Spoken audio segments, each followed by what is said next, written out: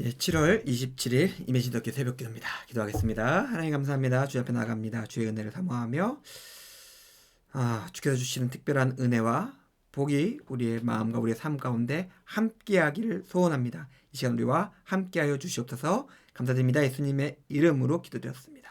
아멘. 찬송가 151장입니다. 찬송가 151장 찬양 드리겠습니다.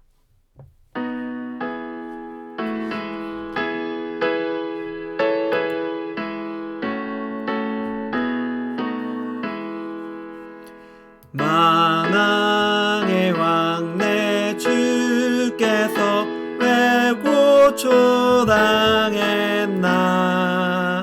이 벌레 같은 날 위해 십자가 지셨네. 십자가 내가 처음 볼 때에 나의 맘에 큰 고통 사라져. 오늘 믿고서 내 눈 맑았네. 참 내 기쁨 영원하도다. 주 십자가 못 박힘은 속죄함 아닌가. 그 긍휼함과 그 은혜 말할 수 없도다. 십자가 내가 처음 볼 때에 나의 맘에 큰 고통 사라져. 오늘 믿고서 내 눈 맑았네. 참 내 기쁨 영원하도다. 늘어도 그 큰 은혜 다 갚을 수 없네. 나 주님께 못 맞춰서 주의 이름 쓰리.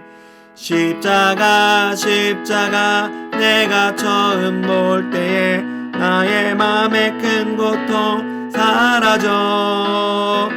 오늘 믿고서 내 눈 맑았네. 참 내 기쁨 영원하도다. 우리 시편에서 말씀 보겠습니다. 시편 6편입니다. 시편 6편 1절에서 5절까지 말씀입니다. 시편 6편 1절 봉독하겠습니다. 여호와여, 주의 분노로 나를 책망하지 마오시며 주의 진노로 나를 징계하지 마옵소서. 여호와여, 내가 수척하였사오니 내게 은혜를 베푸소서. 여호와여, 나의 뼈가 떨리오니 나를 고치소서. 나의 영혼도 매우 떨리나이다. 여호와여, 어느 때까지니까. 여호와여, 돌아와 나의 영혼을 건지시며 주의 사랑으로 나를 구원하소서. 사망 중에서는 주를 기억하는 일이 없사오니 소홀해서 주께 감사할 자 누구리까. 아멘. 예, 계속된 다윈의 시편의 시입니다. 시편 6편은 시편을 여러 가지로 분류하는 시 가운데 참의 시로 분류하는 시편입니다. 그러니까 내가 이렇게 주께 죄를 지었고 주께 범죄했사오니 하나님께서 나의 회개를 돌아보시고 나를 살피시고 나를 회복시켜 주십시오 라고 하는 시편의 시예요. 근데 시편 오늘 6편을 읽다 보면은 이게 참회하는 시가 맞나 라는 생각이 듭니다. 1절에 보니까 나를 책망하지 말고 징계하지 말라고 이야기하는데 내가 어떠한 잘못과 어떤 죄를 지었는지에 대해서 이야기하지 않아요. 그러니까 회개와 참회의 기본은 내가 이런 허물이 있고 내가 이런 죄를 지었으며 내가 이런 악을 내가 가까이 했습니다 주님 라고 말하면서 주님 앞에 용서를 구하는 게 기본적으로 참회이신데 여기에서는 죄가 안 나와요. 죄가 안 나오고 뭐가 나올까요? 주의 책망과 진노가 나오는 것이죠. 그러니까 아직 내 죄, 악이 무엇인지 모르겠는데 내게 지금 하나님의 진노와 하나님의 책망이 임했구나. 하나님의 형벌이 임했구나.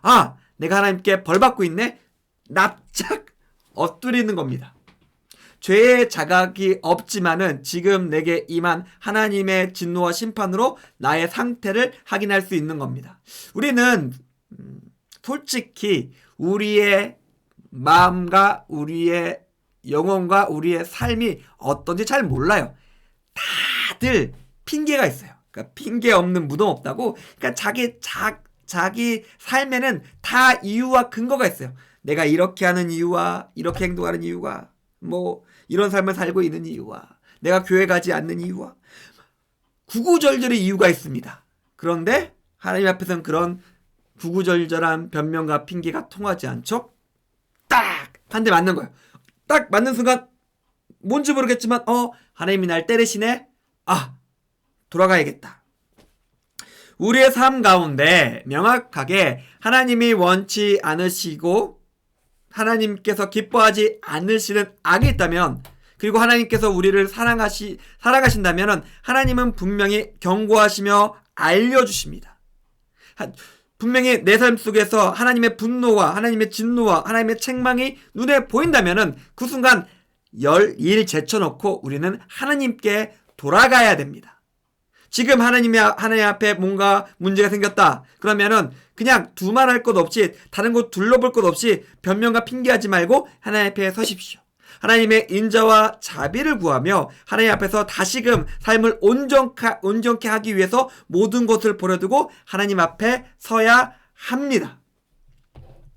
오늘 본문에 보면 오늘 1절 왔지만 6절 이후에 보니까 다윗의 삶에는 분명히 대적이 있었어요. 나를 치고 나를 힘들게 하는 적이 있었습니다. 그런데 다윗의 시를 읽어보면은 그의 삶 속에 대적이 얼마나 많고 얼마나 힘있고 얼마나 나를 어렵게 하는지 그런 거 상관없습니다. 그의 기도는 하나님으로부터 시작해서 주의 사랑과 구원으로 끝납니다. 자기 삶의 환경의 어려움과 아픔과 대적은 그에게 있어서, 다윗에게 있어서 고려 대상이 아니었습니다. 하나님 앞에서 자기의 삶과 자기 문제와 자기 여러 가지 것들이 있는데 그것이 문제가 있다면 다윗에게 있어서 그의 인생의 유일한 해결책은 하나님이셨습니다. 다른 것 필요 없습니다. 상황 필요 없고 대적 필요 없습니다. 환경 필요 없습니다. 무조건 하나님이었고 하나님의 사랑과 하나님의 구원만이 그의 삶의 해결책이었습니다. 사랑하는 선생님들, 우리는 하나님을 얼만큼 귀하게 여길까요? 하나님만이 나의 인생의 모든 것이 되시며 하나님만이 나의 인생의 해결책이 되십니까? 아니면은 더 좋은 것, 더 사랑한 것, 더 믿음이 가는 것, 더 유용한 것이 내 삶에 있습니까? 그런 것이 있다면은 글쎄요, 우리가 하나님의 백성이라 할 수 있을까요? 하나님만이 나의 구주라고 말할 수 있을까요? 다윗은 우리에게 명확하게 하나님만이 이 인생의 구원이며 해결책임을 우리에게 알려주고 있습니다. 다른 것들보다 먼저 하나님 앞에 서십시오. 하나님의 도움과 하나님의 복과 은혜와 하나님의 능력과 하나님의 위로와 하나님의 인도하심을 구하십시오. 그것이 우리의 믿음입니다. 마지막으로 다윗이 얘기하고 있습니다. 내게 은혜를 베푸시고 나를 고치소서. 제가 이 말씀을 좀 주의 깊게 봤는데, 우리는 하나님의 은혜에 대해서 우리가 가질 수 있고 우리에게 뭔가 좋은 복 같은 걸로 생각합니다. 우리가 할 수 없는데 하나님의 은혜가 임하면 뻥 튀어가지고 우리의 능력이 이만큼 세져가지고 뭔가를 할 수 있게 된다. 우리가 받을 수 없는 엄청나게 좋은 것들을 받게 된다. 그렇게 됨으로써 우리의 마음과 삶과 우리의 몸이 평안해지고 풍요로워진다. 우리는 그것이 하나님의 은혜라고 생각합니다. 근데 2절 말씀을 보면은 하나님의 은혜는 우리가 생각하는 것보다 훨씬 크고 훨씬 깊고 훨씬 다양합니다. 우리는 은혜가 이만큼 은혜가 있다면 우리가 알고 있는 은혜가, 우리가 바라고 구하는 은혜는 하나님의 은혜의 일부분입니다. 여기서 다윗은 하나님의 은혜의 분명한 성격 하나를 알려주고 있습니다. 뭘까요? 나를 고친다입니다. 나의 악과 나의 그릇된 마음과 나의 잘못되고 편향된 삶을 고쳐서 하나님이 원하시는 모습으로 돌려놓는다. 그것이 은혜라고 이야기하고 있습니다. 우리 이 시간 하나님의 은혜를 구하며 하나님 앞에 설 수 있었으면 좋겠습니다.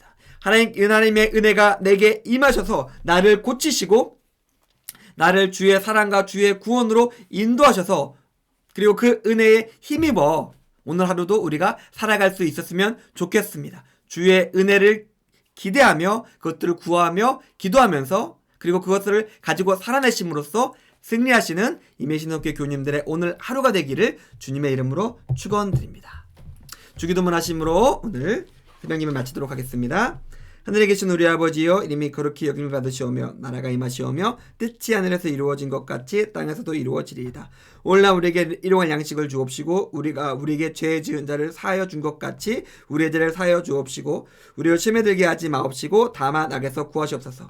대개 나라와 권세와 영광이 아버지께 영원히 있사옵나이다. 아멘. 감사합니다. 새벽 예배를 마치겠습니다.